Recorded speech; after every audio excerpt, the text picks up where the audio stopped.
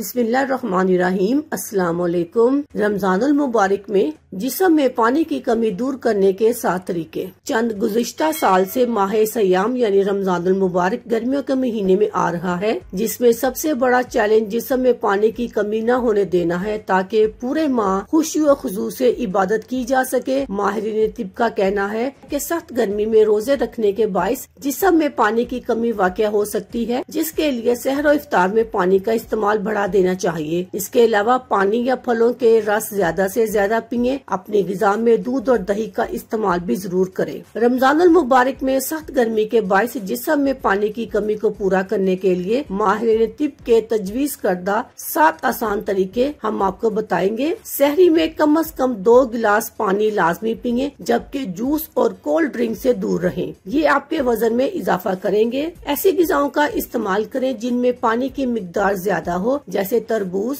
खीरा, सलाद वगैरह। ये आपके जिस्म में पानी की कमी को पूरा करेंगे। इफ्तार के औकात में एक साथ 7 या 8 गिलास पानी पीना न सिर्फ बेहद फायदेमंद है, बल्कि सेहत के लिए नुकसानदेह भी हो सकता है। रोजे के बाद खजूर और 2 गिलास पानी के साथ इफ्तार करें। रात में नमाज तरावी और दूसरी इबादत के लिए जाएं तो पानी की बोतल साथ लेकर जाएं। रात को एक पानी की बोतल अपने करीब रखें। कोशिश करें कि ये गर्म और धूप वाली जगहों पर कम से कम जाएं। अपनी सेहत का ख्याल रखें। अल्लाह हाफिज। शुक्रिया।